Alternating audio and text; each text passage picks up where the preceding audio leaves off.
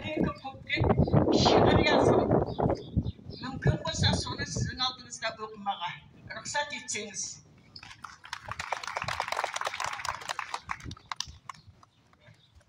Ассаламағалайкум, ауыл халқым. Қош келдік бүгін майданға.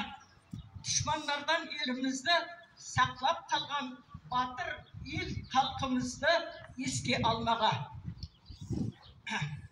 Мен ел халқымызға аталарымыздың геройлығына арнап жазған бір-екі куплет шиғырымды рұқсат етсеңіз сіздің алдыңызда оқымаға. Ассаламағалайкум, қадірлі елім халқым. Жиылдық бүгін майданға, жеңу күні байрамға. Düşmanларды тармар етіп, елімізді сақтап қалғанға. Батыр болған аталарды бүгін халқым еске алды. Бізді жеңем деген düşman аяқ астында қалды. Рахат тұрған тыныш елін кім береді düşmanға? Мен батырмын деп ойлаған басында ақылы болмағанға. Елім тұрды ұйқысынан, ұят жоқ соғыс ашқан, ұйқылап жатқан тыныш елді жеңермін деп ойлаған.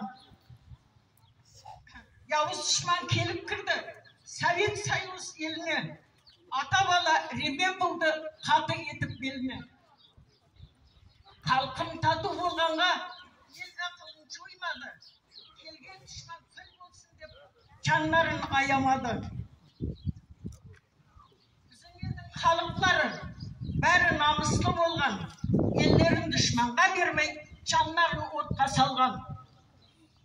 Бізге келген яуыз düşman аман елге от салған, ел жылатып, қор етіп, бәйге алам деп ойлаған. Келген düşman жаза шекті, қор боласын ойламай. Намысы бар біздің халық ят жерлерді атламай. Қазір халқым тыныш рахат, халқыма берсін берекет. Намыссыз адам бола қалса біздің елден ерекет. Мен тілейім бәріңізге ұзын ғұмыр туғандар, батыр аталардай болып өссін біздің балалар. Амин, амин. Біздің елдің батырлары düşmanды тармар етті. Қызыл байрақ қолға тұтып, Берлинға барып жетті. Қадірлі елім халқым, бүгін бізде зор байрам. Халқымыздың геройлығын көргенден қайран қалған. Біздің елде тәртіп болған, халқымызға ауыз бірлік, халқымыздың геройлығын бүтін елге білдірдік. 9 май күні düşmanды